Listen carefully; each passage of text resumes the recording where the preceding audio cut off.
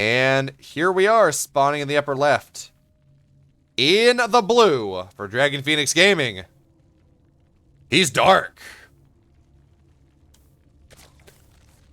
And his opponent in the bottom right in the red. The greatest Zerg in the world for NC Sports. He's Serral. Alright, so when we talk about ZVZ, we got to talk about a couple different things. There are several different breakpoints that you got to look at when you say, hey, this is how the game is going to go. The first one is, do they build a spawning pool before 14 supply? That is not the case here in this game, number one, as we do see a 16 expand coming in from both players. So we're going to see a relatively mirrored early game coming from Dark and from Serral, as we do see those hatcheries go down at just pretty much actually the exact same time. So what that means, of course, is the drone splitting in the main base is the same.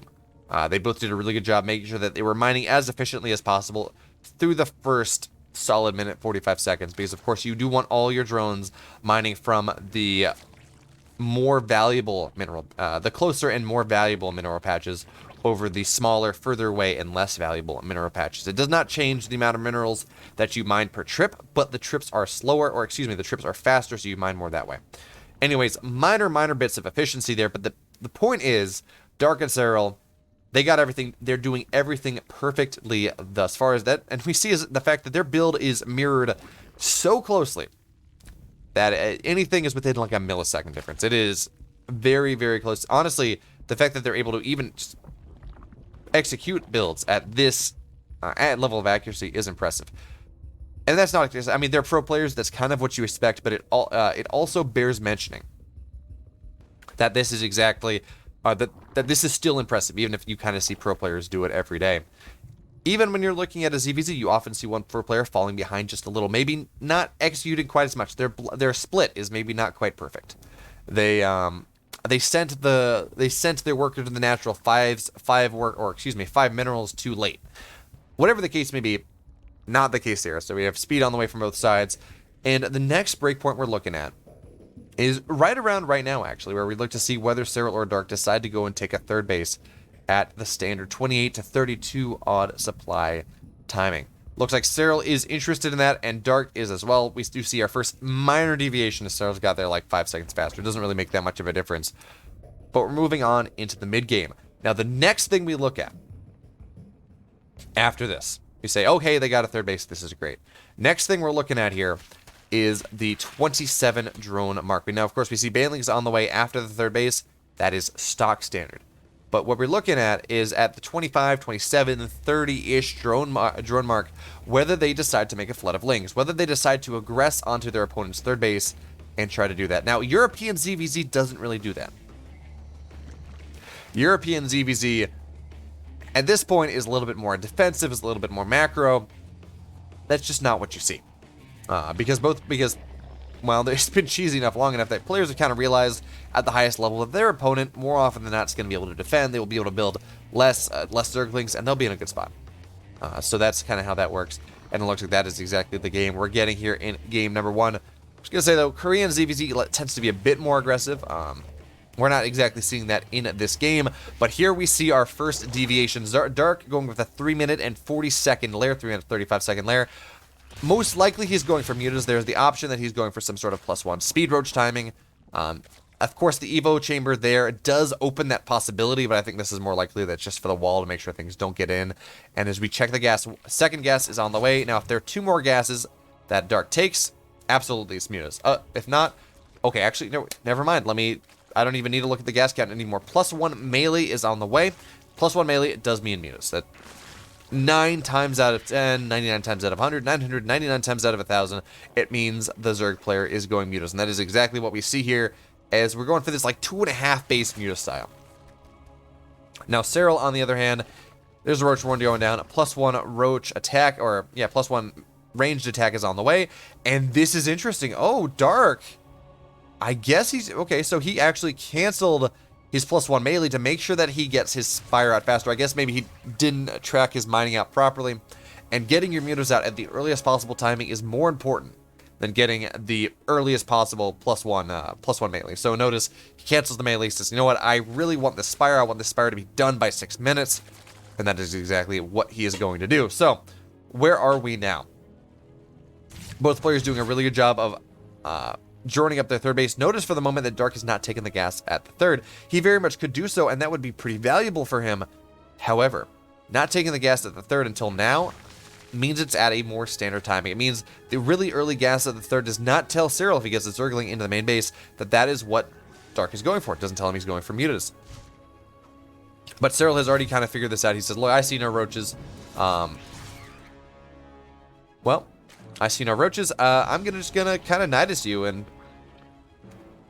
I don't hate it. There now, the trick though is there are only 3 queens on the map, and you need more than that. Well, actually, pardon that thought. Now, Dark has actually seen this as well. He's seen the units moving across the map here. +1 ground will not be done because he canceled. If he had not canceled, +1 ground would not be done. 8 mutas are on the way, as well as 5 spines, a bunch of lings. So Dark is doing what he can to try to hold this. And, well, yeah, okay, so he will be able to target down that Baneling. That's going to be really nice. The more Banelings he gets, the easier it is for these Zerglings to be able to take the fight that they're looking for. But notice Dark, he has Zerglings behind. He's looking to see if maybe he can go and target down the Nidus, but yeah, he will not be able to do so. Now the Mutas will just jump on top of these queens, and the queens, they don't look like none of them have a transfuse. And actually, the longer Dark's able to hold this here, the better it will be for him, as that means more spines can go down. It means he can get more Mutas, and yeah, the queens, they're just getting taken down here. This was oh man, Serral, he went for a pretty cool Nidus timing, but he did not have the queens he needed. So now, well, Mutas, they're just kind of reigning supreme. We're going to see the spores get targeted down. The queens are going to get targeted down here. Now the roaches, though, they're going to move on into the natural, but there are spines. There's a full wall here. This is not really going to work all that well for Serral whatsoever. Now, the drones will get pulled to try to fight, and he does have to be careful with this because, well, there is one Baneling. Now that Baneling will get targeted down. And Serral just taking, or excuse me, Dark is just having a really hell of a time with this hold. Doing a great job. Yeah, he's losing a couple workers, but he's going to be A-okay. Now, the Mutas, they're reaching critical mass at this point. How many queens do we have? We only have 3 queens on the map. 3 queens of Orient Far. Or something like that.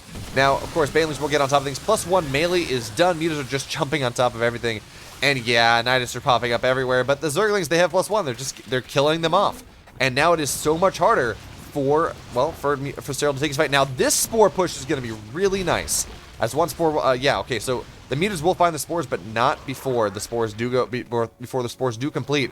So yeah, there's only 1 queen.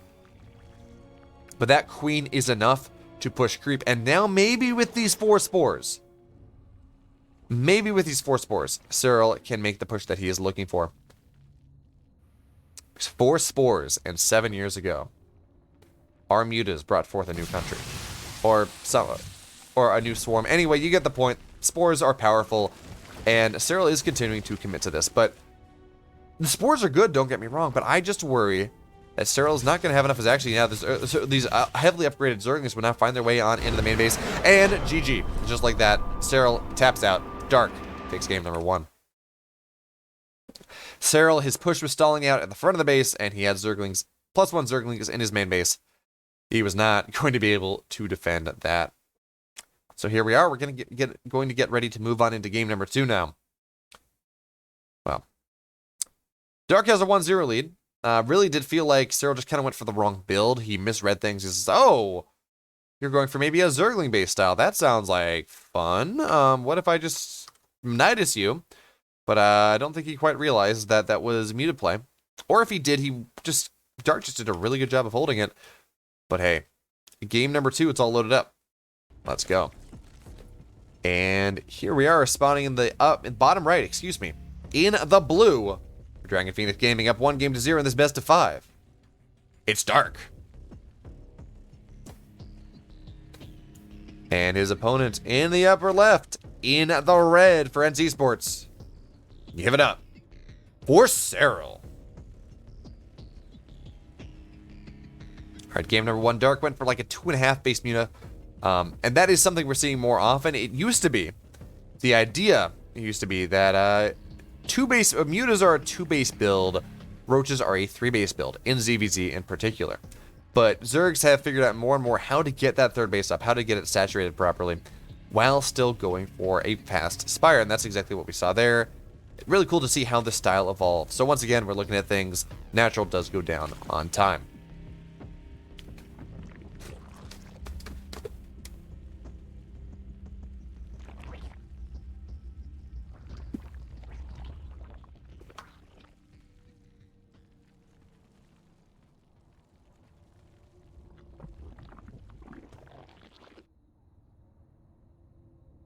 So really, what we're looking at here, what we got to ask ourselves is what are the inflection points in this game? What is Serral going to do differently? What is Dark going to do differently in game number 2? It's a different map. It's a more defensible map, theoretically. Although I guess game 1 was on Death Aura, and that's probably one of the most turtle-heavy builds in the pool.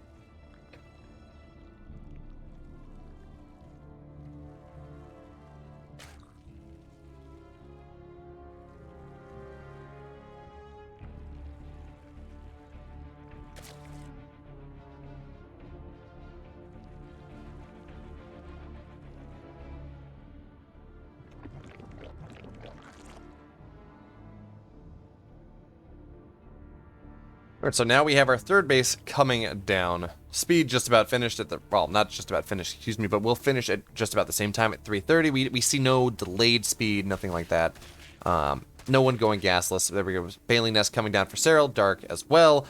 Once again, builds are mirrored, but we're getting that point, it's just about 30 seconds, where we may start to see some build variance, where we may see the lair get taken from Dark or Serral. If one of them is going mutas, we may start to see some gases get taken, a Roach Warren go down, something like that. Something that, well, makes the game a little bit different.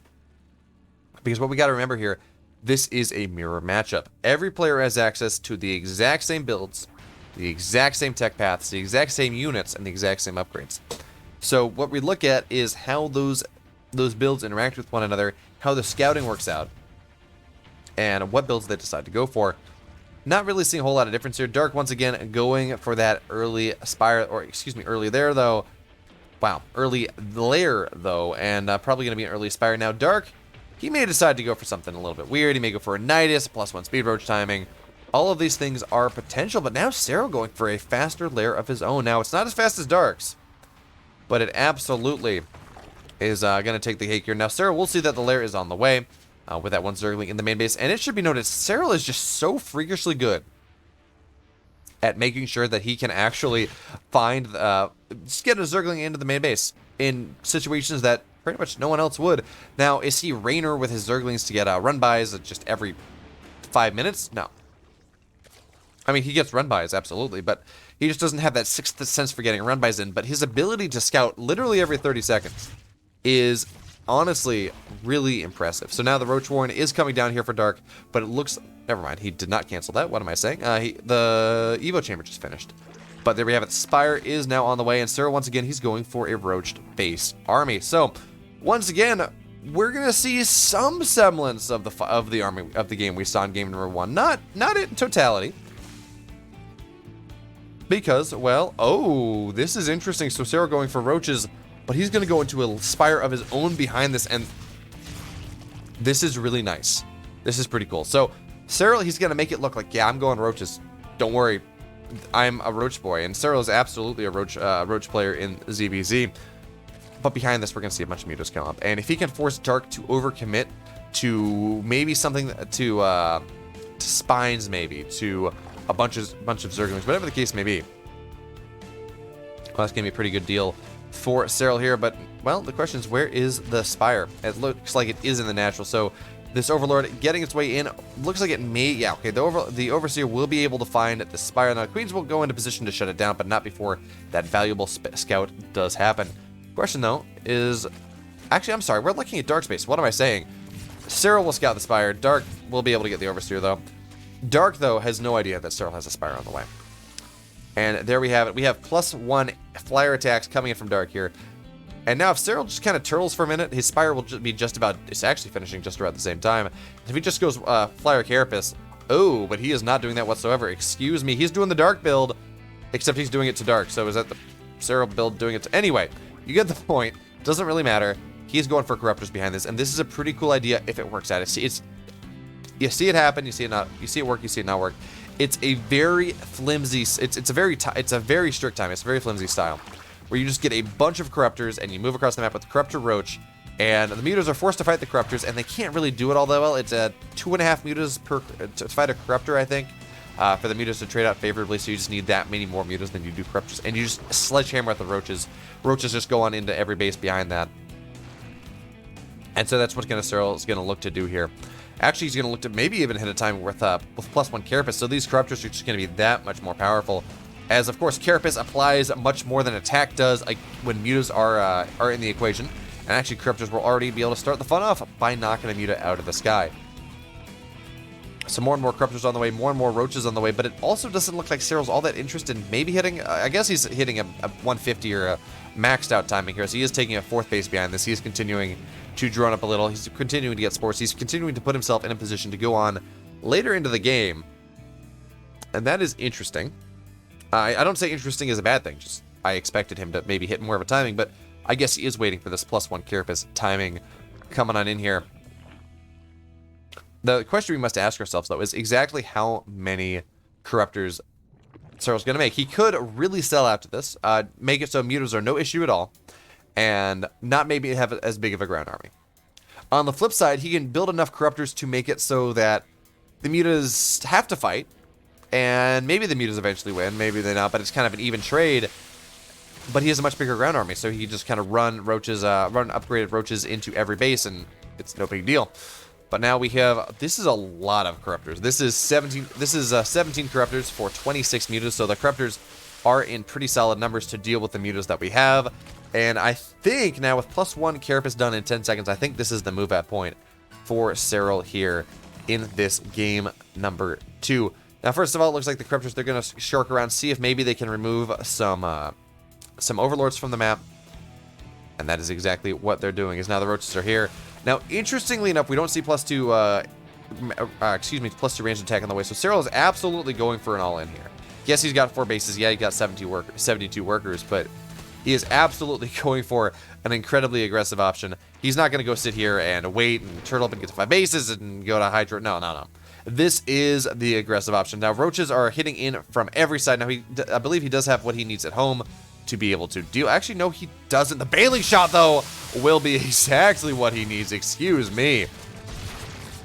Now, there are enough Roaches that are sitting here on the defensive. This is not really going to go a whole lot done. Meanwhile, eight workers do go down as this 5th base from Dark is now under fire. And the Corruptors are really what they're just going to hope to do here is, well, really nice Roach here run by, actually. As a Burrow is now complete, we do have Burrow speed on the way. I think Serral would have rather gotten that a little bit sooner, but no big deal. Anyway, what we do have now here is Serral. Ideally, he's using his Corruptors to just zone out the mutas. Now, +2 flyer attack will be done before Serral's +1. So the mutas, for the moment, in about 15-20 seconds, will be better upgraded than the Corruptors of Serral. That being said, Serral has a lot of Corruptors. He actually has, yeah, he's going to be within 10 count of our of the muta player. And so he's going to be able to take a pretty good fight. Now, he is attacking into a bit of an anti-time here. And look at all these spores. With all the spores here, it's going to be rather difficult for the Corruptors to really take the fight they want. Yeah, they have a lot of armor, but you know what? I don't have a lot of faith in this attack, to be totally honest. I mean, Serral has an opportunity. He's going to take this 5th base. He's got Roaches into the 5th base of his opponent. He's forcing that. The Burrow is doing a lot. 8 war workers are going down. I see his Roaches in the 3rd base as well. So he's doing a lot of work. He's getting a lot of work done with these Roaches. Don't get me wrong. Absolutely. That is incontrovertible. But he's just committing so hard to this Corruptor flock that I don't know. I don't know if this is the path you want to take. Oh, these Corruptors will be able to find a couple of mutas rallied where they don't want to be. And now we're going to see, it looks like the fight coming in here. Mutas are a little bit faster than Corruptors, so Corruptors are forced to take the fight as, well, we're just going to have to see what happens. I don't believe there are enough Corruptors, but the upgrades are relatively even, and the Corruptors, they're taking the fight that they can, but the Mutas are just shredding them here, and Serral, he is, well, he's not in the best position. So many Mutas to arrive, and all the Corruptors will go down. This is the Corruptor army that Serral has been building over the course of this game, but you gotta remember, the Mutas had to fight the Corruptors. But they didn't have an opportunity to go and clean up the roaches that are on the ground. And actually, well, roach armor is just about done, so the roaches, or excuse me, ground carapace is just about down, as now the roach run by on the right-hand side will take the 5th base out as well. So yeah, Serral, he lost all of his Corruptors, and yeah, he's down 40 army supplies, so there's absolutely timing the Dark can hit. But if Serral is allowed to stabilize on these 5 bases, he's going to be in an incredibly good position. Now, there are a lot of queens. Soon there will be a lot of queens, but the Mutas will maybe just not allow that timing to happen whatsoever. So they will jump on top of these queens, jump on top of these Corruptors, and I'm not sure that there is enough here for Serral in the slightest. Let's just go to this tab. There are 36 Mutas on the map, 4 Corruptors, 2 Corruptors, 1 Corruptor, 0 Corruptors, and Dark will take game number 2. Serral, he went for that style, but I feel like it's the timing or not at all. I don't think I ever see that style work in past 8-9 minutes. It just really doesn't seem all that impactful. That is exactly what we saw there. Serral, he was forced to take the fight with nothing underneath it. Corruptors just didn't, there were just not enough of them. And when you're at that level, when you're at that number of Mutas versus Corruptors, yeah, it's not the clear-cut fight you might think it would be. But now Serral, he is on, well, he's on the ropes. As he's sitting here, get the match all set up. As he's sitting here down 2-0, but we have our third map. We have our first ace map all set up, ready to go. And here we are spawning in the upper right. In the blue for Dragon Phoenix Gaming, perhaps for the last time, it's Dark. And his opponent in the bottom left, in the Serral, his back against the wall, is Serral. Man, you know what? I feel like that that one ad, the Postmates ad, I think, which, you know, if you experience Pad Thai, when all you can think, the whole, it's a medical commercial, but it's actually a commercial for Pad Thai. I feel like that because I'm sitting here introing his back against the Serral. Well, I guess Serral is a wall in some games, absolutely. But Serral, he's going for a little bit of a cheeky build here on Oxide on one of our rush maps, one of our shorter maps.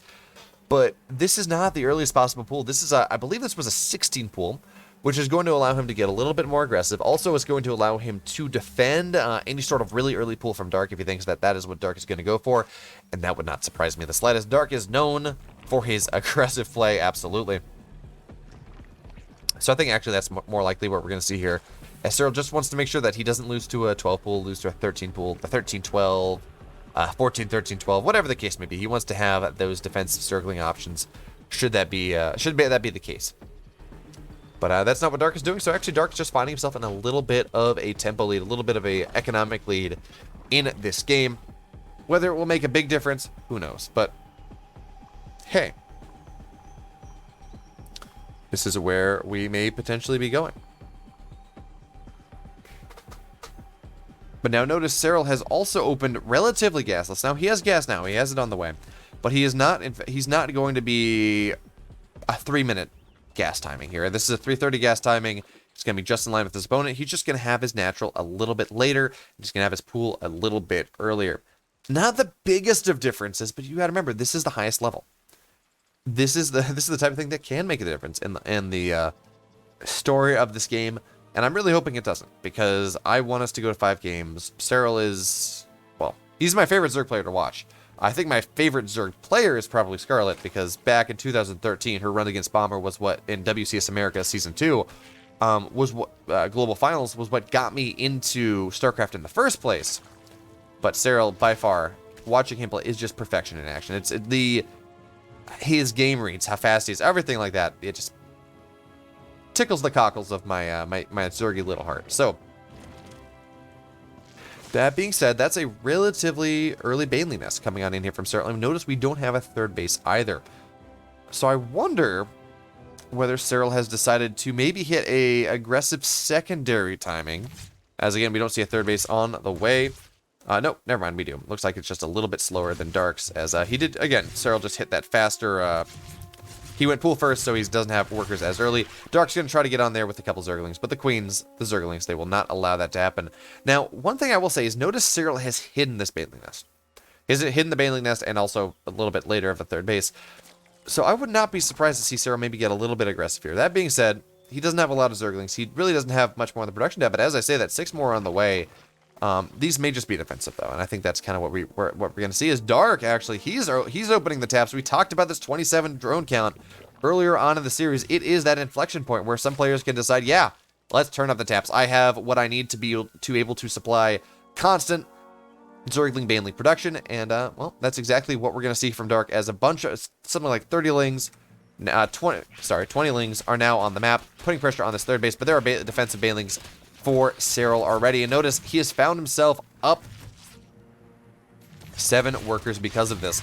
This is strictly because, well, you know what? Defender's advantage is a thing. Now, we do have these Queens. They have pushed forward, which means the Banelings will not really be able to get the connections they are looking for. And it looks like Serral will be able to defend this. Now, this one Queen will be surrounded. Serral does not want to lose that. Lose it, he will. And maybe this is providing Dark with a little bit more. That being said, though, Dark, he's got more, he's got drones on the way. This is going to be A-okay for our Korean Zerg player. And, oh, it looks like one Baneling did manage to sneak its way on into the natural, but only one Baneling. So, of course, it is Baneling with +2 or 2 Banelings that kill drones. That kill drones. So, as that Baneling sneaks in and does not, well, it's only one Baneling. No workers go down. Serral could have been in a disastrous position, but no, he's totally fine now. All right, so really, look at just the splits here from Serral. He's like, yeah, you have a Baneling coming on in. I'm not really going to fall for that. Banelings, of course, his Banelings constantly moving, making sure that Dark does not accident, or that his Banelings do not aggro on and detonate onto single Zerglings. Now with the roaches out, the Zergling Baneling aggression should be done for the moment. And now Dark, it's his turn to get a little bit aggressive here. Or, excuse me, Serral's turn to get a little bit aggressive here. Dark now, he has a lair on the way. And actually, Dark is going for a decent, that's a lot of Banelings coming on in, but you got to remember, there are now roaches on the field. And with roaches on the field, they handle Banelings really well. So Dark, this commitment, oh no, 2 Banelings kill 1 Baneling too. So this is just not a good commitment here from Dark whatsoever. And now Serral, yeah, he's down in drones just a little, but we have a bunch of Queens on the way. We have 6 more roaches, a bunch of Zerglings on the way, and Serral's absolutely opening the taps of aggression here in this game number 3. He says, look, Dark, you went for something a little bit too aggressive. You overcommitted just a bit. And you know what that means? That is my turn to go run across the map here with a bunch of Zerglings, bunch of Banelings, bunch of Roaches, and punish you for that in the extreme. So now, Dark trying to shark around, maybe forcing Serral's army back, but he will not be able to do so, as there are Zerglings and Banelings on the defensive play. And more Roaches are now coming in here into the gap between the main and the natural and the third of Dark here. Baneling's going to come crashing on in. Maybe not to get the best connections possible, but more and more of Serral's army is coming crashing in. And yeah, now there's a run by into the third base, and Serral may lose his third base, but that is not what is at stake here in this game number 3. The game is at stake here for Dark, as Zerglings and Roaches and Ravagers are finding their way in. Dark doesn't really have much. Yeah, sure, he might have defender's advantage, but this is a small base. And look at this, the third base of Serral. Yeah, the Zerglings ran on in, but it looks like a Baneling made a good connection. Roaches on the defensive did a good job. And Serral, he kept his third base alive. So that means all he has to worry about at this point is making sure that he gets on top of the army of Dark.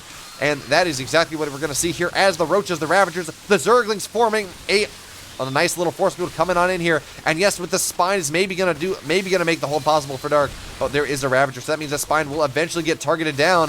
But Dark, though, it looks like he's doing what he can with what he has, but it looks like it's just not going to be enough. For a moment, it looked like he had what he needed to hold, but the rally of Serral is just too strong. The map is too small, and Serral microing forward, getting that surround on the last 4 Roaches that are a solid defensive line here for Dark. The supply of Dark is falling, and Serral, it looks like he's fighting his way back here into this series, into this game, and GG Dark is going to tap out. Serral takes game number 3. And what a game it was. Dark, he built 20 Zerglings when he should have built 6. Serral slapped his aggression aside, and that was that. Serral was able to make sure that Dark was punished adequately for his transgressions of believing that he could be so aggressive against perhaps the greatest Zerg of the last 5 years, if not all time. And now that means Serral, he's back in the series. We got a game 4 ready to go. And let's get into it. Well, once I get all that set, there we go. Let's get into it. And here we are, spawning in the upper left. In the blue, representing Dragon Phoenix Gaming on match point once again. In the blue, he's Dark. And in the bottom right, in the red, representing NT Esports, is back against the wall, but taking game 3 in style, is Serral.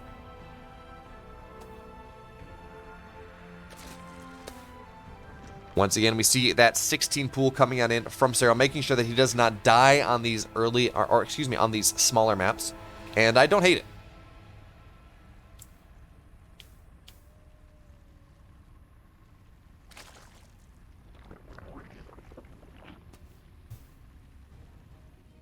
Oh, excuse me.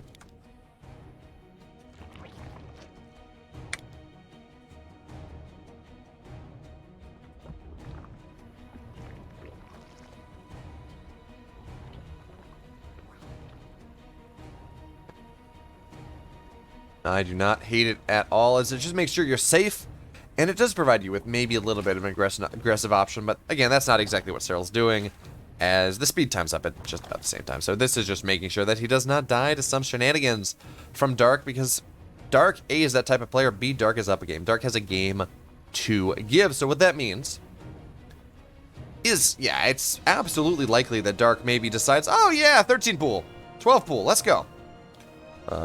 Because he's got a game to give, and is it absolutely perfectly likely that he's going to go and win the game off that? No, I mean, these are pro players. They've handled this aggression a million times, but there's the off chance that maybe Serral does something a little bit greedy. Serral messes up, Serral loses too many workers, and he's got a game to give. So you might as well go and use a build that just gives you a chance to win, get a win just like that.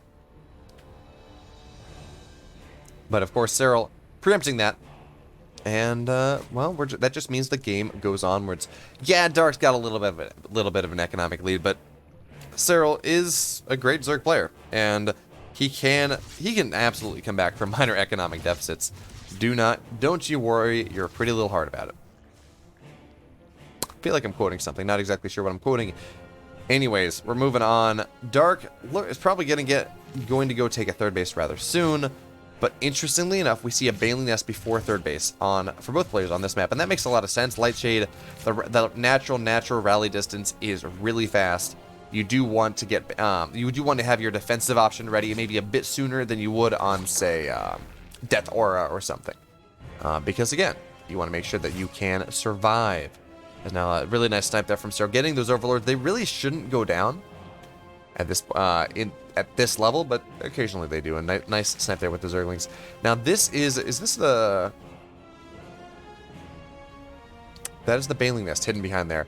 So Serral deciding to hide his Baneling Nest both games, and he's not decided to go aggressive either time. So I'm wondering what the reasoning is for that. I mean, Baneling Nest is kind of standard to get at this timing. Players have gotten it every game in this series.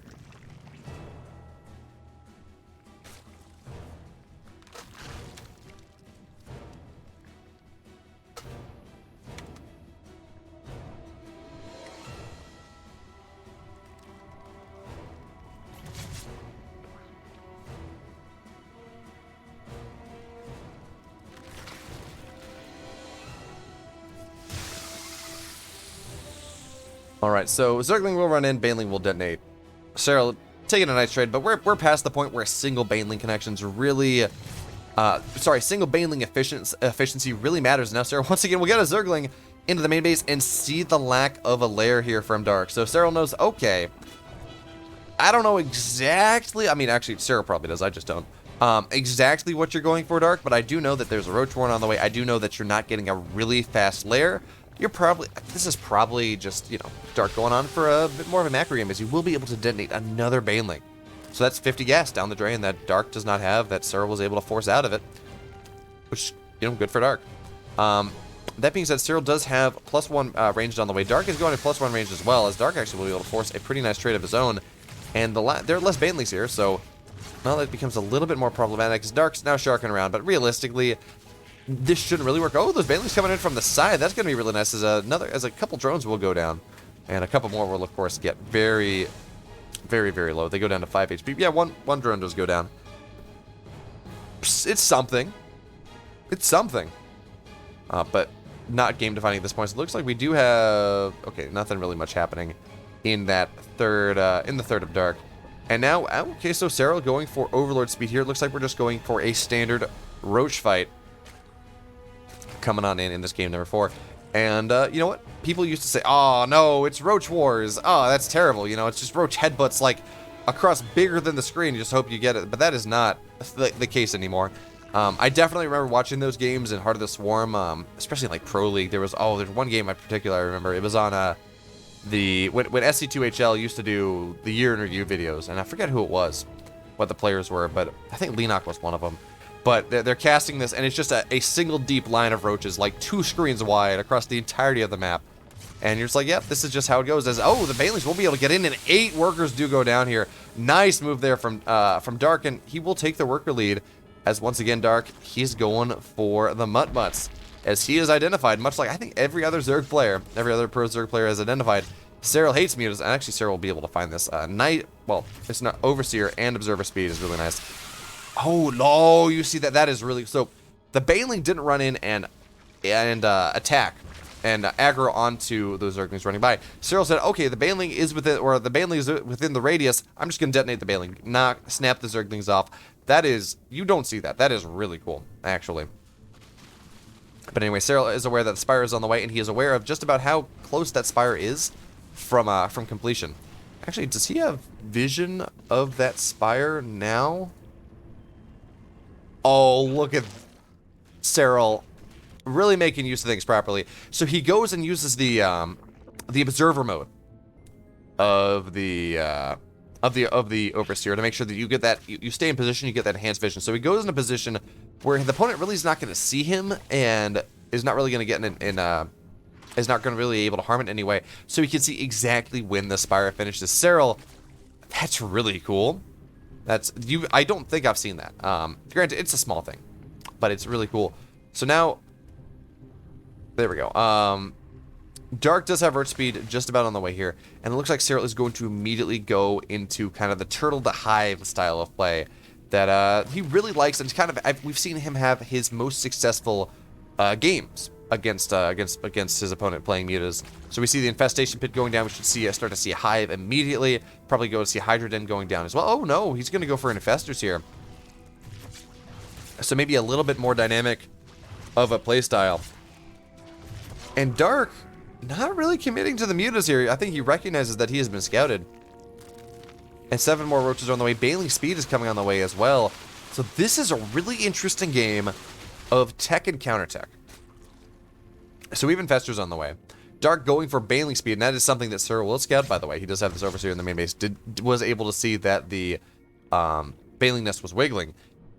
So he built, what is this? He built 3 mutas, which is just enough to remove drops, enough to sweep the map of vision, but not really enough to warrant any significant response. And that's, yeah, Serral's not really doing that. He has identified that this is not really a committed attack, as now we do have Roach drops coming, finding their way into the natural. But the mutas are not exactly in position. As much as the mutas are nice to be able to deal with drops, not really there. And now the roaches will go on a drop. Roach Burrow is just about done as well. So one queen will get assassinated. Now, of course, with the queens here with the mutas, it does mean that these roaches will not be able to get picked up and dropped and picked up and dropped as the highest efficiency roach drops. But they're getting something done. They are able to assassinate a queen. And knocking queens out is actually really nice. It does diminish production, as Dark now only on 2 queens on 4 bases. So he's not really going to have a ton of larvae. And especially as he's going into this Roach Ling Baneling style, he will want the larva to be able to resupply the Baneling count, to resupply the Zergling count. So now we have Dark. Now it's his turn to get a little bit aggressive. And I don't know how Serral knew that this was what Dark was going for when he went for the mutas instead of actually a big mutaflock. But getting these 2 Infestors is such a 100 IQ move. Such a big brain move here as we have Fungal going on, and so many of these Banelings, they just will fail to connect. Now we're gonna wait for the second flood coming on in here. Serral, though, he doesn't. Oh, it looks like he spent both Fungals and he missed one of them. The Banelings will do what they can to connect here, but Serral with the great splits, he does have even equal upgrades. And Dark, he's just not getting the trade. He looks for our Banelings against Roaches are just not all that great whatsoever. Now the mutants will find their way on in, but Serral, he's just gonna burrow. Oh, yeah, the Bile's on top of his army, not really gonna be the best stuff. As now Serral will be able to slap aside the ground army. And the one downside of this is Serral lost all of his queens in the exchange. But he does have he has Hydras on the way. So eventually, he will be able to take the proper fight. I wouldn't be surprised to see at this point Serral maybe section off 4 Roaches here, 4 Roaches there, burrowing off to go start to get some. Let's just start to reduce the economy of Dark in this game. That's exactly what we see happening. As Groove Spines are on the way, plus 2 Carapace is on the way here. Not something we see from Dark. And it's only three mutas. So these Hydras are there for more than just defending the mutas.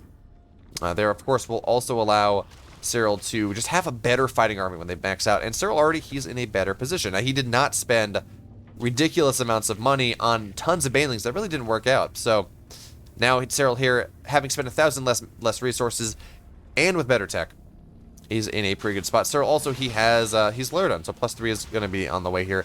Wouldn't be surprised to see a Lurker Den come down at some point, but he's not on 8 gas yet, so not really at the point where he can afford that. But no, it's just going to be a Hydra war and more Hydras, more and more Roaches, more and more Ravagers coming on in from our red Zerg players. I would not be surprised to see at this point Serral, he's maxed out. He has plus 2 Carapace done in 5 seconds. Now is that timing. There we go. He is moving across the map. A bunch of Roaches, a couple supporting Hydras, and just 2 Infestors to get those, to get the Fungals that he's looking for. But Dark, realizing that, oh, wait a minute, I need to do something here, is now mobilizing. He has his army moving across the map, and Serral, aware of the fact that this is something Dark can do, even if he hasn't seen it because the mutas are just doing a really good job of sweeping vision from the map, is opting to not be aggressive. Not yet. So Dark now is moving in with a big portion of his army on the right-hand side. Looks like Serral's maybe not gotten that split totally properly, but now he will. As looks like for a little bit the army of Dark was moving in on the left-hand side as well, but not at the moment as it did pull back, and now Serral will be able to make the defense that he's looking for. Now Dark has some Roaches moving into the 4th base, but it looks like now Serral has the splits that are appropriate, will be able to defend this, especially because he has better upgrades. And now the Fungal, my goodness, the Fungal will be able to land. The Ravager Biles will go down, and now Serral just taking such a good fight here. What a fight from the Finnish Phenom. And now Dark, he's on the back foot. He is down in upgrades. He is down in tech.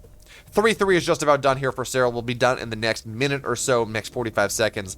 And that is just going to be a timing where Serral, he's going to have the better army supply. He's going to have the better army on top of the army supply being better. And he's just going to be able to trade so positively as we now have a Lurker range on the way as well. 7 Lurkers on the way. These are going to be 7 plus 3 Lurkers. And that is absolutely not an army that Dark can fight into. I mean, he can try, but it will not work out well for him whatsoever.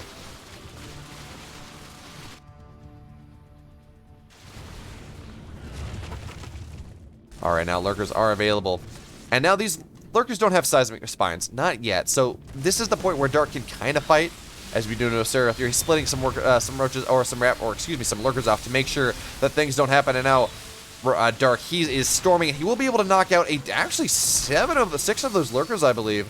Yeah, knocking 6 Lurkers down really fast. That's going to be really nice for him, but this is not the only thing happening in this game. As now Serral, a decent Roach hit squad onto the 3rd base, will force Dark back, and actually he's going to be able to get a lot of damage done. I don't believe he gets the base. But oh man, Serral, he got Roaches in every base here. Dark is on the back foot. He's losing so much economy he really couldn't afford. And now Serral will be able to escape. Now, he doesn't burrow out here. He doesn't have to, but there are Overseers on the way. But now Serral, Roaches on into the natural. We're going to see some Roaches into the main base as well. As now Serral, he's marauding forward with his main army. Not a lot of Lurkers. I believe it's only one Lurker. Only one Lurker on the map. Actually, that may even just be a defensive Lurker. But 3-3 is done in 5 seconds. Plus 3 is already done. Serral's army is so much better, and the Biles are going to land on top of all of those Fungals. And Serral, he's knocking bases off. He's taking good fights. He is knocking off the economy. And Dark, with the last second attempt, is going to look for that surround. But Serral, he's just going to be able to take a fighting retreat, and his upgrades are significantly better enough that is all that he has to do. Now Dark, he's getting into Lurkers at this point, but look at the supply. 30 armor supply to 25 dark. Yeah, he's just going to have to tap out. Serral is going to take game number 4. And he has all the momentum. Dark took games 1 and 2. Serral took games... Excuse me. Dark took games 1 and 2. Serral took games 3 and 4. And now, game 5. This one is for all the marbles. And that is exactly Serral, the connoisseur of marbles. Dark. Wow. He's almost like the playground bully. You know, all the arrogance about never losing to a foreigner, all of the fact that he didn't lose to a foreigner until he lost to Serral in 2018, all of those things. Well, the playground bully takes the marbles, right? Well, we shall see. As now we're getting ready to load on in to our 5th and final game of this series. And here, let's load in. And here we are, spawning in the upper right. In the blue, representing Dragon Phoenix Gaming for the last time. He's Dark.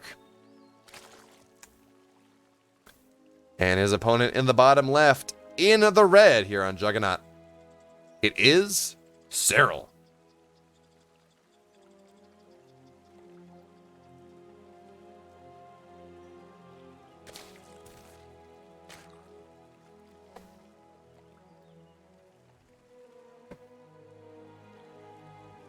Oh man, I have a beard, as I'm sure you all noticed, because you know I'm out of the out into the show, out of the shot. And well, sometimes for whatever reason, even when it's nicely closely trimmed, your beard hairs decide that they just need to make your face tickle all over the place. And you're sitting here and you're trying to cast and keep a straight face. Meanwhile, your face is just itchy, or not even itchy, just like vaguely tickled. And that is no fun indeed. But these are the things we put up with to look snazzy as anything. Now, if you think I'm not snazzy as anything, keep your opinions to yourself. But if you think I look awesome, make sure to leave a comment. Wow, am I doing this YouTube thing right? I don't know. Anyway, once again, Serral, I shouldn't say once again, this time, Serral will go for a hatch first. So you know what? Those were small maps. I don't want to lose to some shenanigans, but this is the biggest map. This is the longest natural to natural rush map in the pool. So it makes a ton of sense that if you're that this is the map you're not worried about. Plus, it's game 5. Dark is less likely to go for something all or nothing when he does not have a map to give anymore. That makes a lot of sense. And, well, Serral, he's a smart guy. He is the best nose for the game, the best ear, the best intuition for the game of pretty much any player in playing StarCraft today. So, absolutely. Well, absolutely makes a lot of sense. And now, well, we're going to have to see where we go. We talked a lot about inflection points in this series. And, yeah, inflection points, well, they're important. Now, we don't see anything different at this point, but we got to look a little bit more. 28 to 30 supplies, where we start 20 to 32 supplies, where we see that third base go down. Dark now and Serral both sending drones out around the same time. So third base on the way.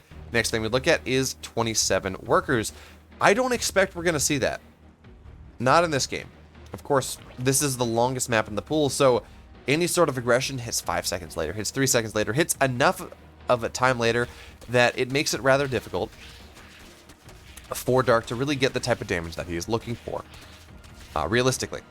Yes, Serral, if Dark does decide to do that, because Dark strikes me as a player that would do that more than Serral would. Because again, it's a longer rush distance, it takes longer to get there, but also that provides Serral more opportunities to get the scout off earlier enough. And then, well, we saw what happened when Dark did that, and that was on Oxide. So this is it most likely works even less on such a long map. It's not impossible, but it is unlikely.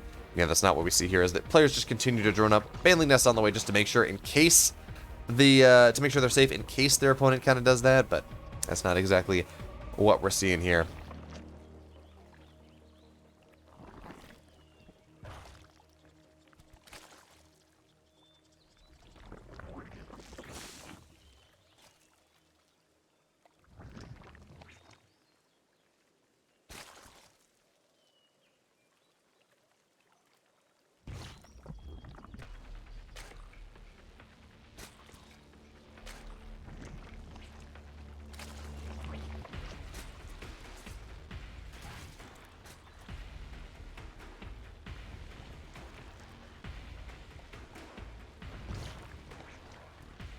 Alright, but actually, this is interesting. Serral in Game 5 is going for something a little bit different. We have Carapace on the way, and what this means, well, realistically, it means one thing, especially when we're looking at this timing. Serral's going to go for a Ro16.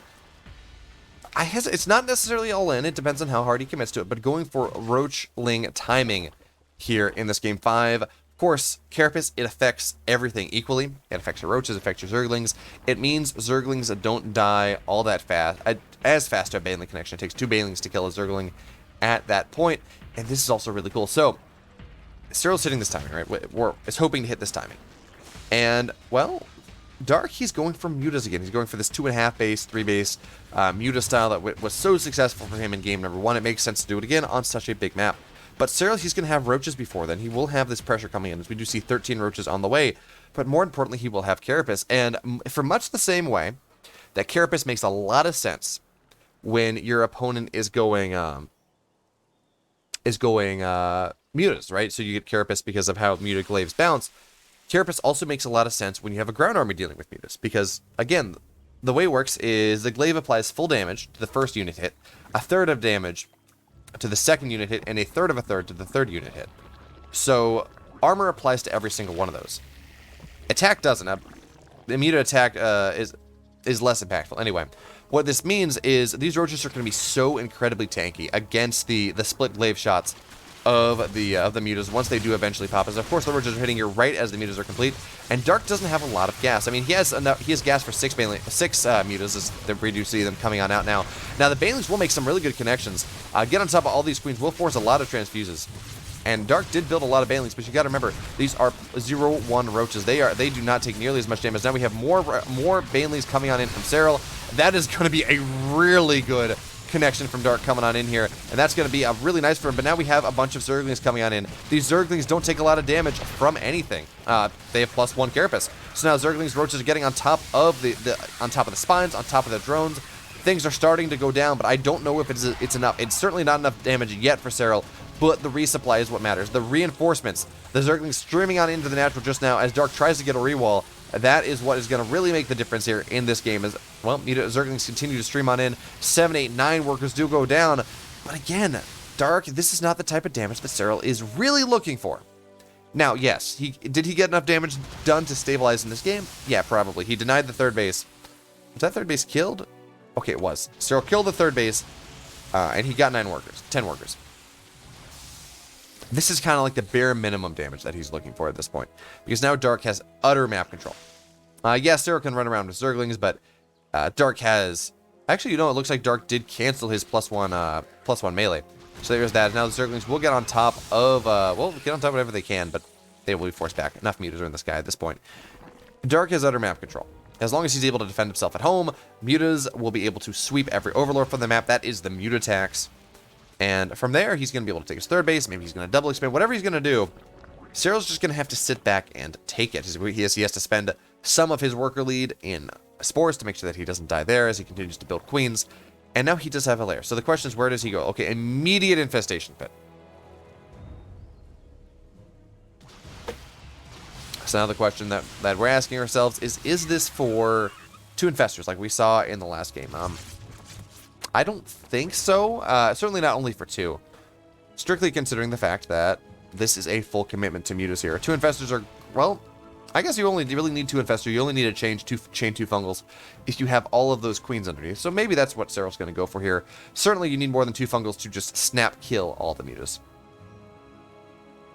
Anyway, there we go. The infestation pit is done. +1 range is on the way, and an immediate hive. Yeah, Serral is just going straight into the Viper. Yeah, so Serral's going straight on into Vipers here, making sure that he just has what he needs to make sure that these Mutas, their time on this earth, or time on this map, I should say, is rather limited. So now Dark, he is double expanding here. I guess it's single expand technically, but he's taking a rather quick fourth. Pretty much as soon, I believe that was not taken even before the third base did complete. Now we do have a couple Banelings now running on in. And Dark is just now getting back into melee tech once again. +1 melee is about halfway done.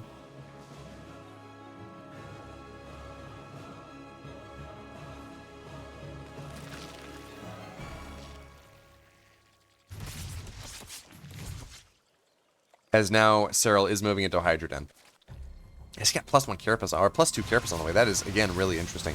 But now Baneling's looking for this connection. They will not. The one Baneling of Dark will look for that connection. Will be unsuccessful. And now we have Zerglings running across the map, which forces Dark's Mutas back. And that is all that Serral's looking for. He just wants time. He wants to be able to just not die to the Mutas here. To not, and not even not die. He just wants to be able to not suffer supremely against the Mutas. He wants to be able to take his 4th base. He wants to be able to get into a position that late game where he has Vipers, where he has Lurkers, has all of those tasty things. There we go. Four Vipers on the way, Lurker Den on the way. And Serral, well, he's getting a position that he is pretty comfortable in. We've seen him come back from rather significant deficits in the Muta game from this position, and he is not behind in this game whatsoever. Yeah, his 4th base is a little bit later, but that's kind of how this works. You really don't take a 4th base until you have Vipers, realistically, or until you're close to Vipers. But oh no, Dark, is he going to find... Okay, too many Spores there, and the Queens are going to come back, so Dark will not be able to jump on top of those Vipers as they look to accrue the energy necessary for Parasitic Bombs to be able to really make these Mutas difficult to use in this game. Number 5. Of course, it bears a reminder, winner moves on to the next round. Loser does drop to the loser's bracket. So their tournament is not over. But winner goes on to play Maru. And loser, I believe... Who's loser? Yeah, loser has to play Rogue. So I'm not exactly sure who's got the better deal there.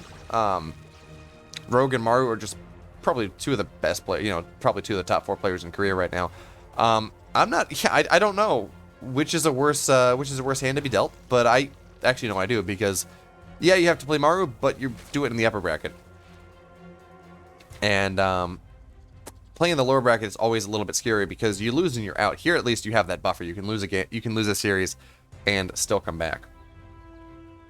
But now Dark going on into that tried and true mass Baneling +2 melee attack position that we see so many Muta players going into. He now takes the 5th base, really taking advantage of his map control. Realistically, you probably even take a 6th, but yeah, no need to be too aggressive. As now Banelings are getting morphed in to get on into the 3rd base.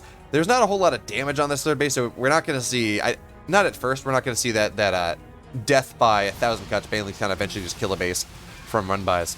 But now Serral's aware of this, and that makes this a little bit less powerful. 2-3 workers will go down, but now there are Lurkers here, and that becomes a little bit more difficult. But now Dark, really his aggression is on the right-hand side, not the left, even as Serral looks like he's redeploying to make sure that he does not lose to the left-hand side. And we don't have enough Lurkers, not yet. We have, what is this, 6 Lurkers, 3 on the left, 3 on the right. Actually, 1 in the middle. And now we have Lurker. So now we have the Lurker upgrades coming on in force. Seismic Spines are on the way. +2 +2 ranged is on the way. And that's going to make these Lurker a whole lot more powerful. Now, the first couple Banelings running on in will not be all that impactful. Serral really has these 4 bases totally buttoned up.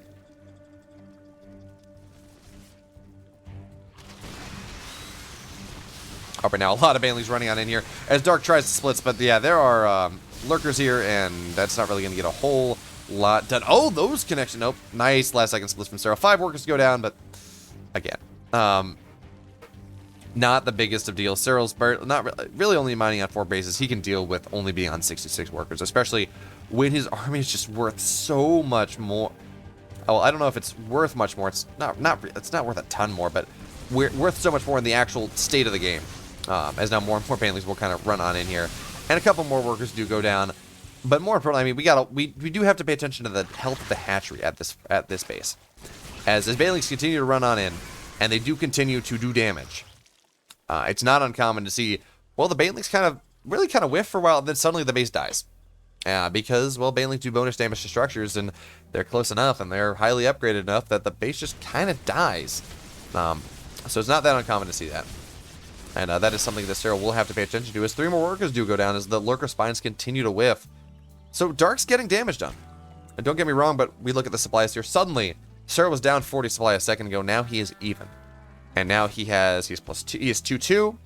He will get into +3 Lurkers soon. He has Lurker Burrow speed.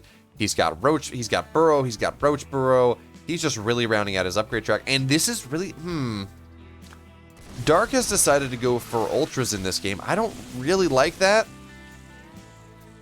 As, to be totally honest, Ultras are pretty terrible against Lurkers. I mean, they're good against Roaches, and this is actually going to be a really nice trade here for Dark until Serral, of course, burrows and moves away. But Ultras are really terrible against Lurkers, and as long as there's just enough roaches and whatever to serve as a buffer, Ultras are just not good. So, yeah, Serral, he's trying to get some aggression coming on in. These roaches really won't get a whole lot done. Overseers are everywhere. Dark is really on top of that. This Ultra transition just doesn't feel good. I feel like the way to play mutas nowadays is really just, you know, muta into eventually just go into Roach Hydra Lurker or Hydra Lurker Viper, because that really is kind of the only way to play late game ZVZ. Now, if Dark does go and prove me wrong, that'd be great. I love learning new things about this game, and if Dark says, hey, actually this is the way it gets played, hey, you know, I'm all about it. That's pretty cool. But I do feel like Ultralisks are maybe, I mean, they're good timing. Maybe if you can hit a timing really far ahead, sure. But I'm not convinced. I remain unconvinced that this is going to work out all that well. Ultras, they trade well against roaches, but that's just about it. If they can get good surrounds, maybe, as this base will get targeted down here, and Serral will just barely save it. Honestly, you might even just cancel and rebuild that, because you know Banelings and Zerglings are going to come running on in there eventually. Even the Mutas kind of swoop in and try to take that out. But, well, that's not what we're seeing yet. As we should take a moment to consider the fact that Serral, he has had such consistently good scouting with Overseers on the other side of the map, as we have that one Lurker run by coming on in. Anyway, Serral's had such consistently good Overseer scouting, despite the fact that his opponent has, well, he's got a ton of mutas. So that's really impressive there from Serral. And not only does he have a ton of mutas, he owns so much of the map. But now Serral, he's got his 5th base, he's got his 6th base up, even if it's not really running. And realistically, I don't know how many of these survive, but hey, he's got them for the moment. This Lurker is actually just doing a really good job. Now, of course, well, the Overseer does show up, and well, that is that. But that does tell Serral that Ultras are done, and more importantly, what the stage of the upgrades are. He knows it's 3-1. He knows that Ultras have their Ultra upgrades. So Ultra technically is 3-3, but you want it to be 3-5. And that says a lot. So notice here, Serral building a lot of static defense, and the point of the static defense, even more so than being static defense, is good enough in itself. It's to mess with the AI.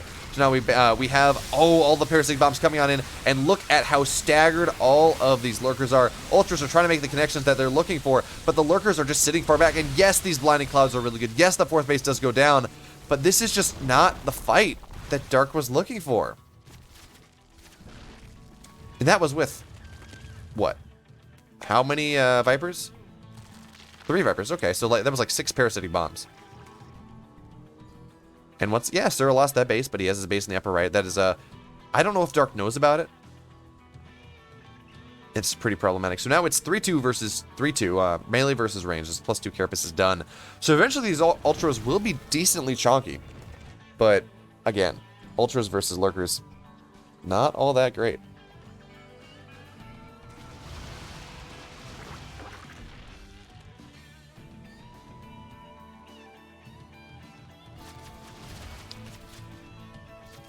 All right, so now Vipers will salvo forward, or sally forward, actually is the term I'm looking for, looking to see if they can maybe drop some parasitic bombs down, as there are so many. How many Lurkers do we have on the map? 18 Lurkers on the map at this point. It is so difficult to attack really into any position on this side of the map. Now the Queens will be at the forefront, as we do see some nice transfusions. There we're going to see parasitic bombs on top of everything here. And now, yes, we do have the Ultras marauding forward, but these Lurkers are shredding them. And yeah, I mean, look at this. This army is just never going to win the fight. And Serral, he resupplies behind this. What we do have to mention, of course, is Dark. He's got a bank. He is mining so much more than Serral is at the moment. Serral at 62 workers, Dark at 83 workers. But we look at unit resources lost.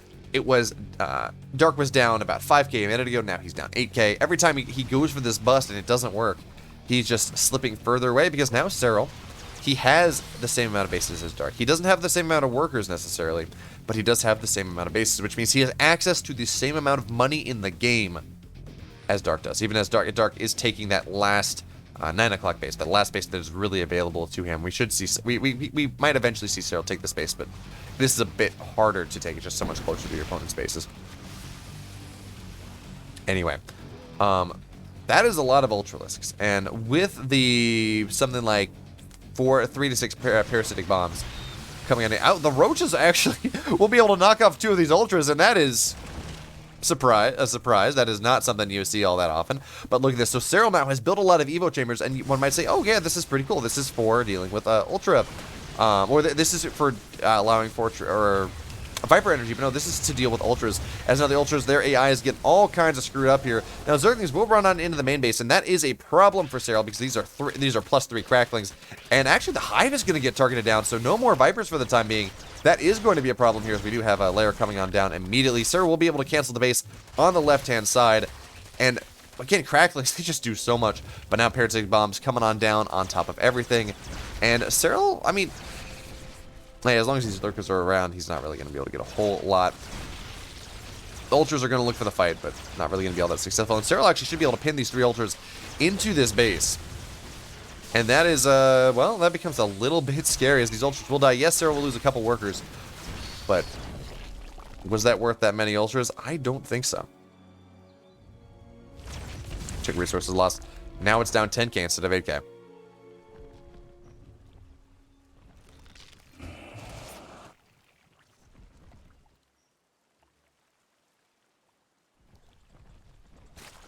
Alright, so Serral does need to get some creep on into the main base on the bottom side of the main base to make sure that his tech structures don't bleed out. That is absolutely something that can happen. His Hydra Den, his Infestation Pit, his Lurker Den. Oh, his Hydra Den actually just about to go down, as is his spawning pool. So, Serral, you gotta spread some creep there, buddy. You don't want to lose all your tech. As, not 1870. This is problematic. I don't think Serral is going to realize this, as he does have problems at home and abroad, as he does lose another base to all of these cracklings. Granted, these bases are not the biggest of deals. Yes, Serral now has lost his Hydro Den. Spawning pool is still around for just a little bit longer. Now, ooh, nice. These Parasitic Bombs are just doing a really good job of doing some damage. 2 things. And again, the damage is free. You just rebuild.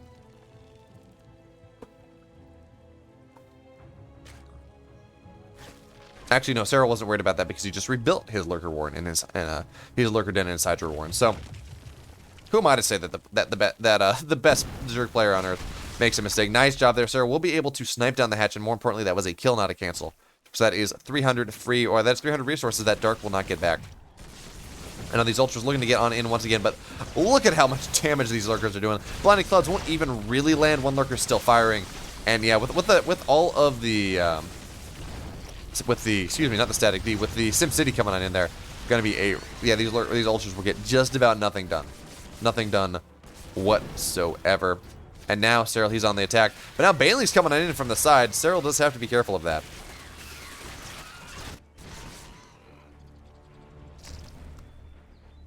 Alright, so now Dark has been able to take that 9 o'clock base. Serral, he's lacking a little bit. But if we look at the income differential at this point, it's much higher for the gas count, but the mineral count, it's really kind of just fluctuating at somewhere close to even. As now Serral will find a free Ultra list for his troubles, well, just about a free Ultra, but that's going to be good enough. Now Virtues will find this mineral line. So many workers are going down. And I gotta worry. Serral now is at this position where he has the bases that Dark has had for the majority of the game. As it looks like Dark is now trying to take Serral's base here. Now, Serral, his army may get caught out here, and that is a problem, but now Serral will be able to get himself back safely into these 2 choke points. And, the Blinding Clouds are going to be really nice. Serral will be forced to reburrow and go back. It's just, Blinding Clouds are just going to land everywhere. But now we're going to have the reburrow as Serral does retreat back on into more and more Lurkers. Hydras, Roaches, everything fighting, and this is the first time we're really seeing the supply reflect how much better Serral has been trading in this game. As now Serral 170 supply to 141. More and more Ultras do go down as they just melt to the bonus damage to armor that the Lurkers do. As now Serral has a bank, Dark doesn't. Serral is mining more than Dark is.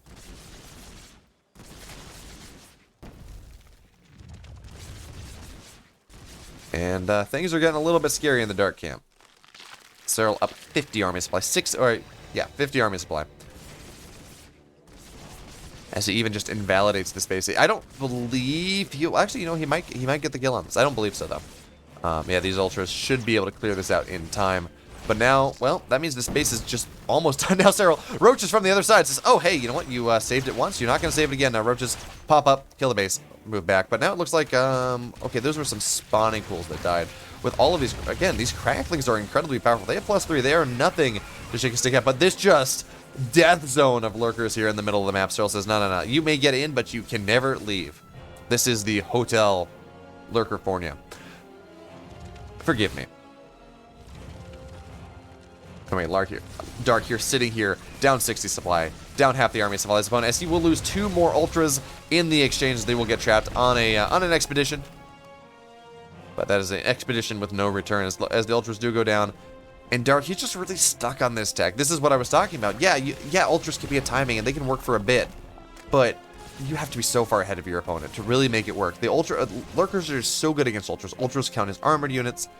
Lurkers do bonus damage to armor, and they just attack from so far away that it becomes really difficult for ultras to work for any period of time. Maybe you can get to them as a timing and then go into a Hydra Lurker Viper, but as the game goes on, as the lurker player gets his bases, is able to start mining somewhat approximation of the Zerg player, of the ultra player, it just really does not add up appropriately. As another ultra will go down. Serral now really on a tear here as he sections off the upper left base. And now with all these lurkers really spread out, sure there could be some lightning clouds, but they're not really going to hit what they need to. As now we do see the parasitic bombs going on top of all of these overseers. Really good job from Serral, making sure that these overseers will potentially pop. And GG Serral on the comeback train is going to take it. What a game. What a series, man.